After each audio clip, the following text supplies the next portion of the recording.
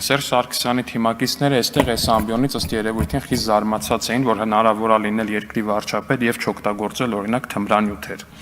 Ես վստահ եմ, որ Սերժ Սարգսյանի թիմակիցները շատ խիստ կզարմանան, եթե իմանան, որ հնարավոր է լինել երկրի ղեկավար ու ահռելի կարողություններ տանուլ չտալ տարատեսակ խաղատներում։ Վստահ եմ, շատ խիստ կզարմանան այդ ամեն ինչը իմանալով, բայց ամեն դեպքում բարի զարմանք եմ մաղթում նրանց։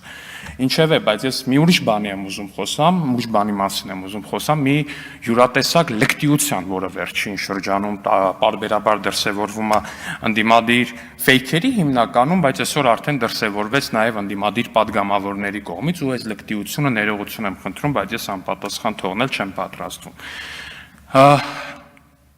Ուրեմն մի օր Դալիճում հենց այստեղից ելույթ էի ունենում, Դալիճից Սեյրան Օհանյանի կառավարումն էի քննադատում պաշտպանության նախարարությունում։ Սեյրան Օհանյանը տեղից հետևյալն ասում է, կարող է մի հատ էլ ասես, որ բանակը քեզ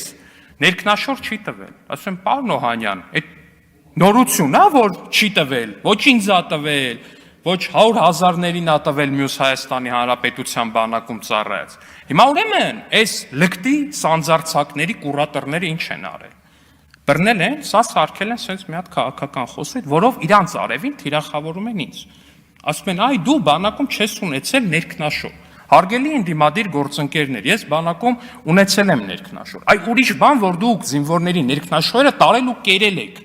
Փոխաբերական իմաստով եք կերել, բայց դուք ներքնաշոր ուտողների իշխանություն եք եղել, որտեվ դուք զինվորներից գողացել եք ներքնաշորը։ Ինձնից չէ 100,000-ավոր զինվորներից Հայաստանի Հանրապետությունում չի եղել զինվոր, որը ծառայի ու բանակում իրան հասանելիք, օրինակ Ծելնյաշկան կամ մյուս ներքնաշորը իրան տրամադրեն։ Խի չի եղել, որովհետև դուք դա տարել ու կերել եք։ Սերժ Սարգսյանի կառավարման տարիներին բանակում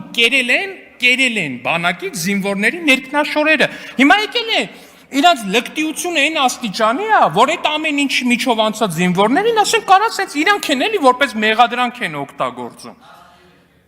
Հա, նասկի էլ են կերել, այո, գուլպա էլ են կերել, զինվորի գուլպա էլ են կերել, ամեն ինչ կերել են, ինչ տեսել են, կերել են այս մարդիկ ու իրանց թվում է, որ իրանք այն աստիճանի լկտիացել են, որ կարան դա օգտագործեն որպես թիրախավորում դիմացինի։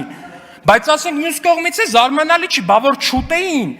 բա որ ներքնաշոր ու նասկի չուտեին զինվորի, այդ ոնց պտի այդ ասաբնյակները գցեին, այդ ոնց պտի գնային Բադեն-Բադեններում, կազինոներում կրվեին, այդ ոնց պտի ամեն անգամ իրանց կներեք 1000 ներողություն այս արտահայտության համար, իրանց քթի զապրավկի փողը ունենային, շնորհակալություն։